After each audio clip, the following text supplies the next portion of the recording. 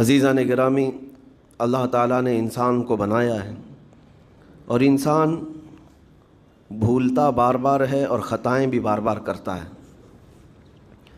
خطا کرنے والا اور بھول جانے والا اللہ کی بارگاہ میں ایسا نہیں ہے کہ وہ ہمیشہ کے لیے ناکارہ ہے، بلکہ اللہ تعالیٰ نے اسے زندگی میں بار بار موقع دیے ہیں کہ تو اپنی خطاؤں سے اور اپنی بھول سے پھر سے دوبارہ اپنی اچھی زندگی میں آ جا، اور اسی کو ہم توبہ کہتے ہیں۔ توبہ کا جو آپشن رکھا گیا ہے انسانوں کے لیے، مسلمانوں کے لیے خاص طور پر، بہت ہمت والا ہے، دروازہ ہے، بہت ہمت والا دروازہ ہے۔ اور اسی وجہ سے حدیث پاک میں یہ ہے کہ گناہ کرتا ہے بندہ، پھر توبہ کرتا ہے، پھر گناہ کرتا ہے، پھر توبہ کرتا ہے، یہ کرتا رہتا ہے۔ فرشتے اللہ کی بارگاہ میں عرض کرتے ہیں کہ مولا یہ تو بار بار وہی کرتا ہے، پھر توبہ کرتا ہے۔ اگر ہمارے ساتھ کوئی غلطی ایک بار دو بار کر دے، تیسری بار تو ہم اسے چھوڑیں گے بھی نہیں۔ انسانوں کی طبیعت تو یہی ہے۔ لیکن بندہ جب بار بار ایک خطا کرتا ہے اور پھر توبہ کرتا ہے، پھر خطا پھر توبہ، تو فرشتے جب اللہ کی بارگاہ میں یہ عرض کرتے ہیں کہ یہ مولا یہ ہر بار یہی کرتا ہے، تو جانتے ہیں پروردگار عالم کیا فرماتا ہے؟ ارشاد فرماتا ہے، اے میرے فرشتوں، میرا بندہ مجھے رحمان سمجھتا ہے اس لیے بار بار توبہ کرتا ہے،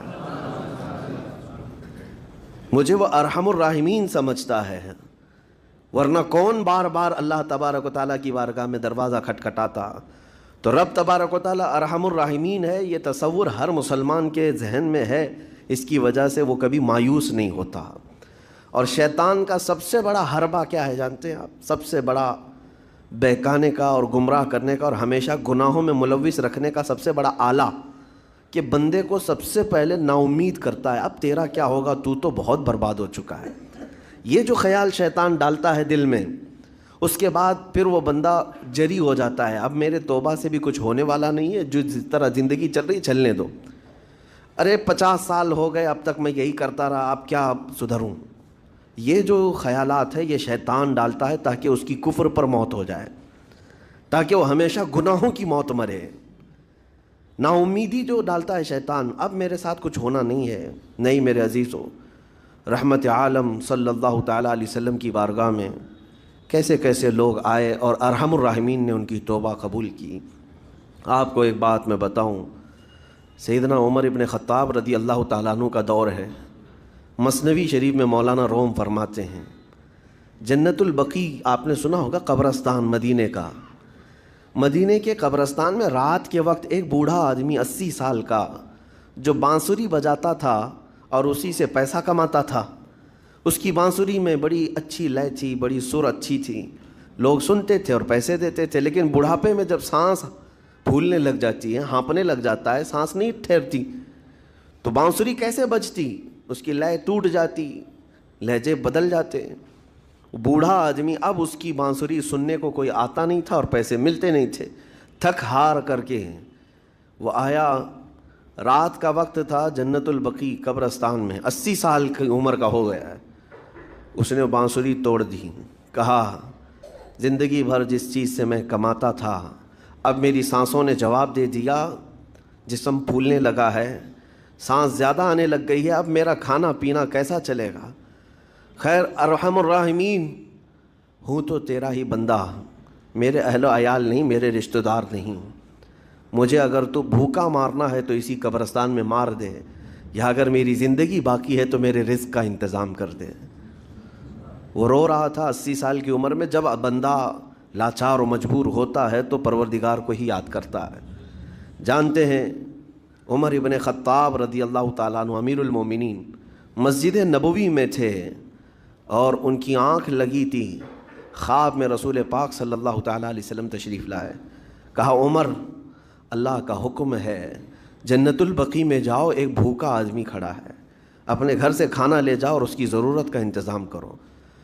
نیند کھلی تو آپ نے دیکھا اللہ کے حبیب صلی اللہ علیہ وسلم کی طرف سے حکم آیا اور رب ذوالجلال کا حکم ہے، گھر سے عمدہ کھانا لیا، توشادان لے کر کے، کچھ مال و متاع بھی لے کر قبرستان میں گئے، ڈھونڈا کون ہے یہاں پر، تو دیکھا کہ ایک ہانپتا کانپتا ہوا 80 سال کا بوڑھا روتا ہوا نظر آیا۔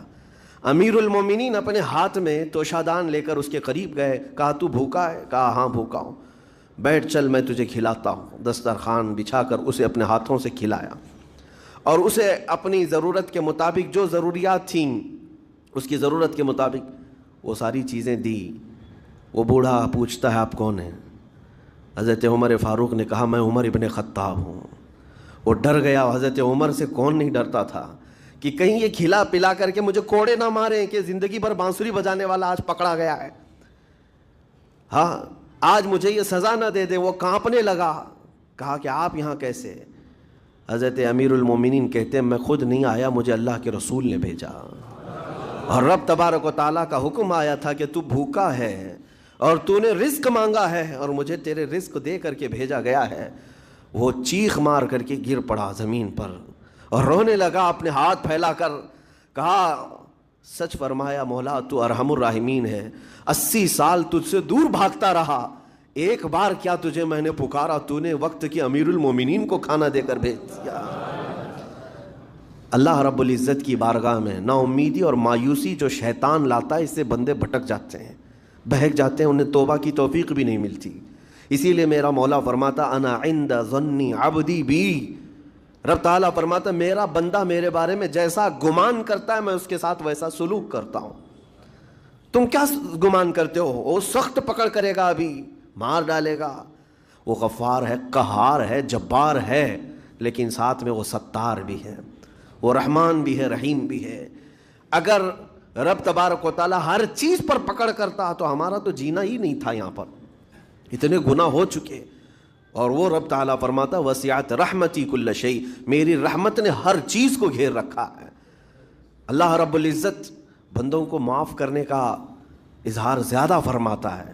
اور جانتے ہیں آپ گناہ جب عام ہوتے ہیں, میں آپ کو اپنے گھر کی بات بتا دوں. میرے گھر میں آپ 4 دن کے مہمان بن کر کے آئے ہیں. کبھی میری کھڑکی توڑ رہے ہیں, کبھی دروازہ توڑ رہے ہیں, کبھی ہمارے گھر کے برتن پٹک رہے ہیں, کبھی فرشی اکھاڑ رہے ہیں.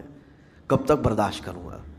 آپ کو نکال کر باہر کر دیں گے. مہمان نہیں, یہ بلا ہو گئی, یہ گھر سارا اجاڑ رہا ہے.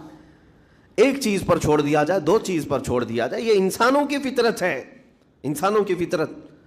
لیکن رب کائنات اپنی کائنات میں ہم بندوں کو اتارا ہے, ہم نے کیا نہیں بگاڑا اس نے. اپنے گناہوں سے اس کی زمین کو لال کر دیا. اس کی نافرمانی سے ہم نے اس کائنات کے رنگ کو بدل دیا. کھلے عام گناہ, ننگا پن, بے حیائی, عیاشی, سب کچھ ہوتا رہا. اس کی کائنات ہے, اس کی زمین ہے, اس کی سلطنت ہے. اور ان گناہوں کی وجہ سے جانتے ہیں آپ سمندر اللہ کی بارگاہ میں عرض کرتا ہے کہ مولا تو مجھے اجازت دے دے, میں ایسی طغیانی لاؤں گا کہ یہ سب ہلاک ہو جائیں گے. ہوائیں اللہ سے اجازت مانگتی ہیں تو مجھے شدت دے دے, میں اتنا تیز اڑاؤں گی کہ ان کے پرخچے اڑ جائیں. لیکن جانتے ہو اللہ کی طرف سے جواب کیا آتا ہے؟ سمندر کو بھی رب تعالیٰ فرماتا ہے, ہواؤں کو بھی کہتا ہے رب تعالیٰ رک جاؤ, میں میرے بندوں کے انتظار میں ہوں, میرے بندوں کی توبہ کے انتظار میں ہوں کہ میرے بندے میرے پاس لوٹ آئیں گے. اسی لیے اللہ کے حبیب صلی اللہ تعالیٰ علیہ وسلم ارشاد فرماتے ہیں اللہ تعالیٰ کو سب سے زیادہ خوشی کس بات کی ہوتی ہے جانتے ہیں؟ رب تعالیٰ اپنے بندوں سے کب خوش ہوتا ہے؟ مثال دے کر کے میرے آقا نے فرمایا, مثال دے کر سمجھایا. صحرا میں, ڈیزرٹ میں ریتیلے میدان ہوتے ہیں, اس کا سفر بڑا ڈینجر ہوتا ہے. آج بھی ڈیزرٹ ہیں بہت سارے, سہارا ڈیزرٹ کا نام سنا ہوگا آپ نے. ہم گئے ہیں 200-250 کلومیٹر تک آپ چلتے رہو گاڑی, نہ ایک درخت نظر آتا ہے, نہ پہاڑ نظر آتا ہے, نہ گھر نظر آتا ہے, کچھ بھی نہیں. اس طرف میدان ریت کا اور آسمان لگا ہوا دکھتا ہے, ادھر بھی آسمان, تنہا ہم اکیلے نظر آتے رہتے ہیں.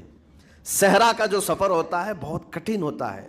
نبی پاک صلی اللہ تعالیٰ علیہ وسلم مثال دیتے ہوئے ارشاد فرماتے ایک بندہ اپنی اونٹنی لے کر, اس پہ ساز و سامان لے کر کھانے پینے کا صحرا کے سفر پر تھا. اور صحرا میں کھانا پانی بہت مقدار میں لی جاتی ہے کیونکہ کچھ ملتا نہیں, اور جلد سے جلد وہاں سے سفر گزار کر کے آنا. ایک بار اگر راستہ بھٹک گیا موت ہو جاتی, وہاں پہ راستہ ملے گا نہیں. جس طرف بھی جاؤ تو لگے گا سیدھا ہی چل رہا ہوں, ڈائریکشن ہی نہیں پتہ ہوتے صحرا میں.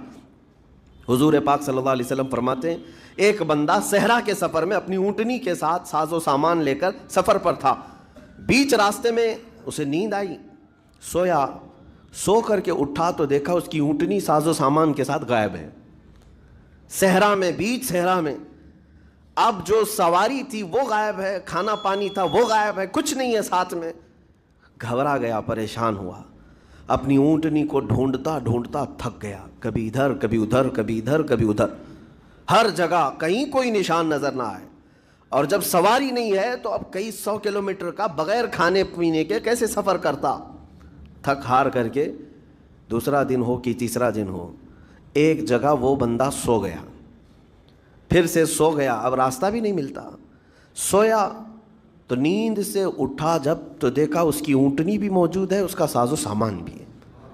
یہ مثال ہے، یہ مثال ہے۔ میرے آقا صلی اللہ علیہ وسلم صحابہ سے اب پوچھتے ہیں، اے میرے صحابہ بتاؤ اس بندے کو جو صحرا میں گمشدہ اونٹنی جس کی مل جائے اسے خوشی کتنی ہوگی؟ صحابہ کہتے ہیں یا رسول اللہ اس کی تو جان میں جان آ گئی ہوگی، کیونکہ وہ جانتے تھے صحرا کا سفر کیا ہوتا ہے۔ کہا سب سے زیادہ اسے خوشی ہوگی کہ اس کا کھویا ہوا سامان مل گیا، کھوئی ہوئی سواری مل گئی۔ میرے آقا صلی اللہ علیہ وسلم فرماتے ہیں گمشدہ اونٹنی کے ملنے پر جیسے اس مسافر کو خوشی ہوئی، اس سے کئی زیادہ بڑھ کر کے رب تعالیٰ کو اس وقت خوشی ہوتی ہے جب ایک گنہگار بندہ واپس توبہ کر کے اس کی بارگاہ میں آتا ہے۔ رب تعالیٰ کی بارگاہ میں جب بندہ پلٹ کر کے آتا ہے، رب تعالیٰ فرشتوں پر اس بندے کو دکھا کر رشک کرتا ہے، ارشاد فرماتا ہے میرا بندہ میرے پاس آ گیا، میرا بندہ میرے پاس آ گیا ہے۔ میں نے قرآن پاک کی وہی آیت تلاوت کی ہے جس میں اللہ تعالیٰ فرماتا ہے والذین اذا فعلوا فاحشۃ او ظلموا انفسهم ذکروا اللہ فاستغفروا لذنوبہم۔ یہ چوتھے پارے کی آیت ہے۔ اللہ تعالیٰ فرماتا ہے وہ لوگ جنہوں نے برائی کر لی یا اپنی جان پر ظلم کیا، یعنی گناہ کیا، پھر اللہ کو یاد کر لیا اور توبہ کر لیا، اللہ فرماتا وَمَن يَغْفِرُ الذُّنُوبَ إِلَّا اللَّهُ، تو بتاؤ لوگوں اللہ کے علاوہ کون ہے بخشنے والا؟ لیکن شرط رب تعالیٰ یہ فرماتا وَلَمْ يُصِرُّوا عَلَى مَا فَعَلُوا وَهُمْ يَعْلَمُونَ، لیکن ایک بات ہے کہ وہ جس چیز سے توبہ کر کے آ رہے ہیں اس پر پھر مزید اصرار کر کے جمے نہ رہیں، چھوڑ دیں ایک بار، جان بوجھ کر کے پھر اس چیز پر نہ لگے رہیں۔ یہ آیت کب نازل ہوئی تھی میں آپ کو بتاؤں، دو صحابہ تھے، دونوں گہرے دوست تھے، بہت ہی گہرے دوست، مدینے کے رہنے والے۔ اس میں سے ایک صحابی تجارت کے لیے جا رہے تھے اور ان کے گھر بار میں ان کی بیوی تھی بس اور کچھ نہیں، تو اپنے دوست سے کہا کہ میں جا رہا ہوں، مجھے آنے میں تاخیر ہو سکتی ہے، میرے گھر پر اگر کبھی سودا سلف لانے کی ضرورت پیش آئی تو میری بیوی کو یہ پہنچا دینا ساز و سامان۔ یہ کہہ کر کے وہ تجارت پہ چلے گئے۔ جو دوست صحابی تھے، دیکھیں صحابہ کے بہت سارے کام امت کے لیے درس ہیں، قیامت تک آنے والے مسلمانوں کے لیے وہ مشعل راہ ہیں۔ تو وہ جو دوست صحابی تھے سودا سلف لے کر کے گھر جایا کرتے تھے اپنے دوست کی بیوی کو پہنچانے کے لیے۔ ایک دن ایسا ہوا کہ شیطان نے ورغلایا اور سودا سلف سامان لے کر گھر گئے۔ ان کی خاتون باہر آئی دوست کی، انہوں نے اس خاتون کا صرف ہاتھ پکڑ لیا، ہاتھ پکڑ لیا، اور وہ عورت چونکہ مدینے کی رہنے والی صحابیہ ہیں، اپنا ہاتھ تو چھڑا لیا لیکن وہ چیخ مار کر رونے لگی کہ جس پر میرے شوہر نے سب سے زیادہ اعتماد کیا، تم تو جگری دوست بھائی کی طرح تھے، ہاتھ کیسے بڑھا دیا؟ تو اس صحابی کو فوراً احساس ہو گیا کہ میں بہت بڑی خطا کر گیا، میرے بھائی اور میرے دوست کی امانت میں نے خیانت کر دیا، اس نے مجھ پر بھروسہ کیا تھا اور اس کی بیوی کا میں نے ہاتھ پکڑ لیا۔ بس اتنی سی بات تھی، وہ خاتون بھی رونے لگ گئی کہ میرے ساتھ کیا ہوا، یہ صحابی بھی رونے لگ گئے، احساس فوراً ہو گیا کہ میں نے غلط کیا ہے، سودا سلف لانے کے وقت مجھ سے غلطی ہو گئی، خطا ہو گئی۔ اب اس خطا کی وجہ سے وہ کرتے کیا، ان کو تو ڈر یہ تھا کہ میں اپنے دوست کو منہ دکھانے کے بھی قابل نہیں، اور نہ ہی میں یہ چیز کسی کے سامنے ذکر کر سکتا ہوں، کیا کروں؟ تو مدینہ چھوڑ کر کے چلے گئے پہاڑیوں میں، اور بغیر کھانا پانی سب کچھ بھی نہیں تھا، پہاڑیوں کے بیچوں بیچ رہنے لگے، اور صرف روتے تھے اور گر جاتے تھے، اور کمزوری آ گئی جسم میں، اٹھنے پھرنے کی بھی طاقت نہیں تھی۔ اب وہ دوست ان کے صحابی تجارت سے واپس آئے، گھر میں آتے ہی ان کی خاتون نے بتا دیا کیا معاملہ پیش آیا۔ وہ بہت جلال میں آئے اور کہا کہ میرا دل ٹوٹ گیا، آج میری کمر ٹوٹ گئی، جس کے ساتھ ہم نے پوری زندگی بتائی، آج اس نے میری عورت کے ساتھ ایسا کیسے کیا؟ بہرحال انسان ہے، خطا ہوتی ہے، انسان ہے، بھولنا اور خطا کرنا اس کی عادت ہے۔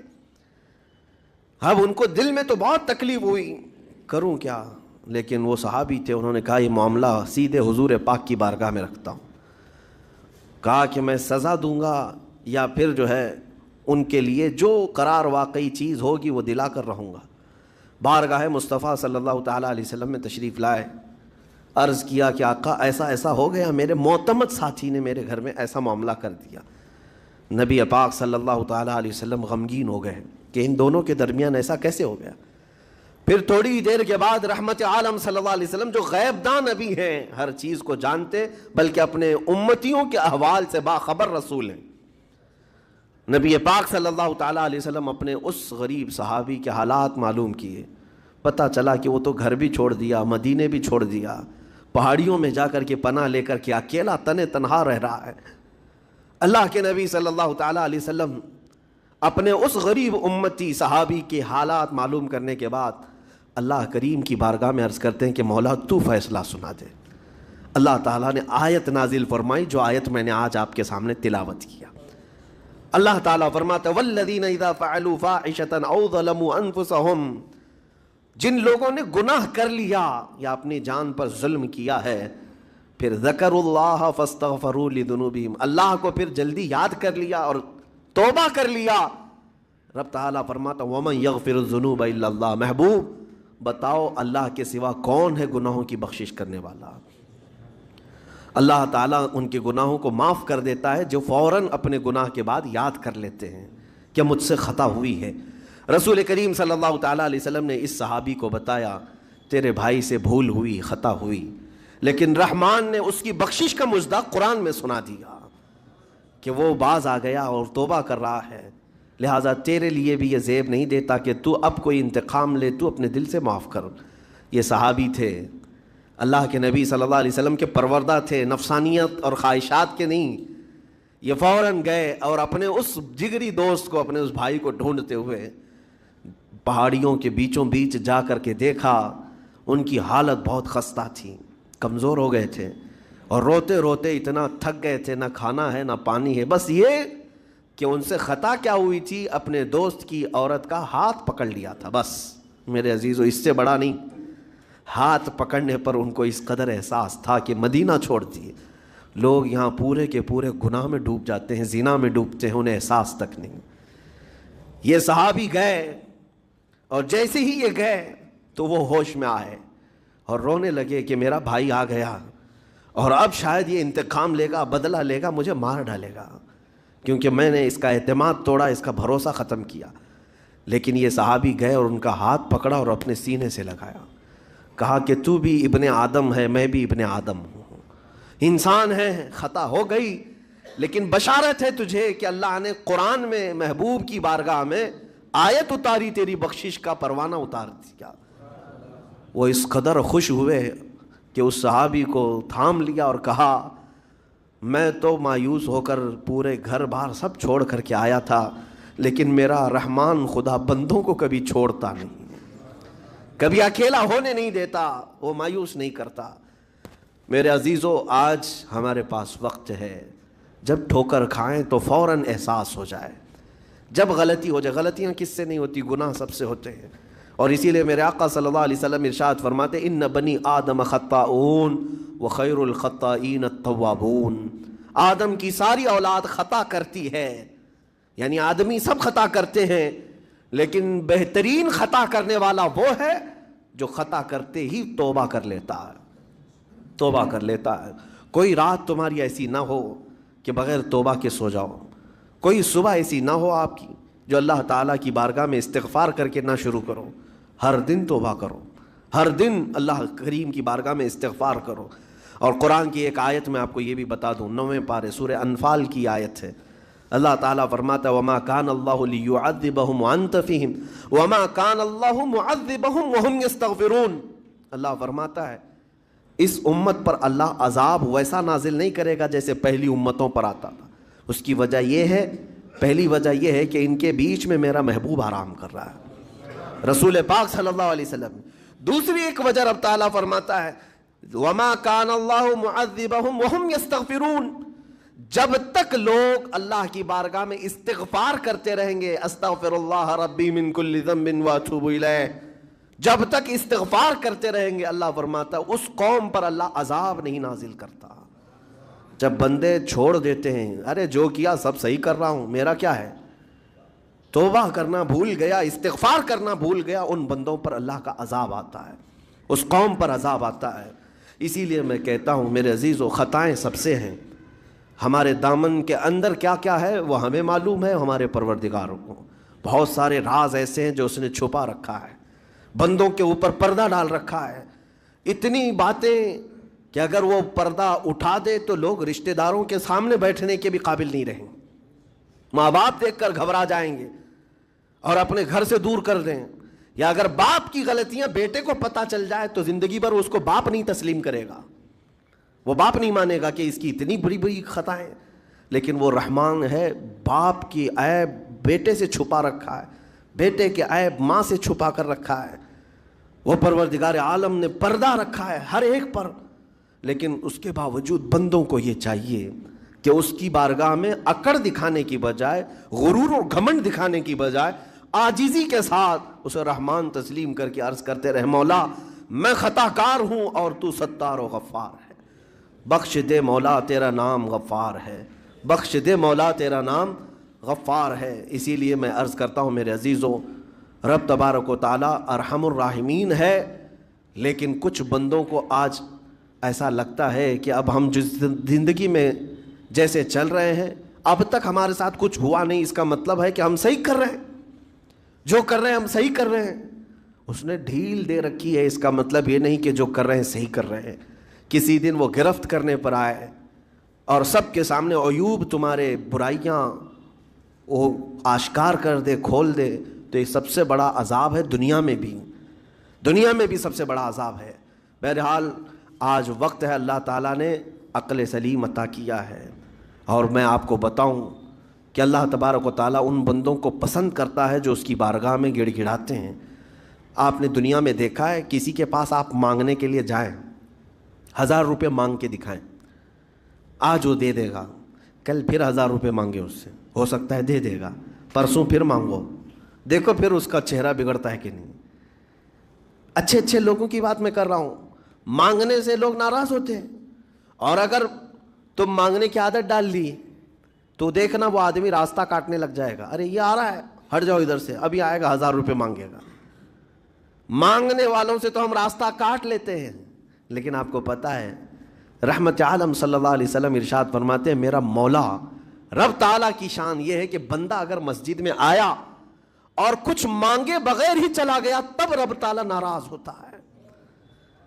दुनिया मांगने पे नाराज होती है और वो ना मांगने पे नाराज होता है, और इरशाद फरमाता है ये बंदा आज मुझसे कुछ नहीं मांगा, देखो फरिश्तों इसको मेरी हाजत नहीं रह गई, इसको मेरी हाजत नहीं रह गई, ये बगैर मांगे चला गया।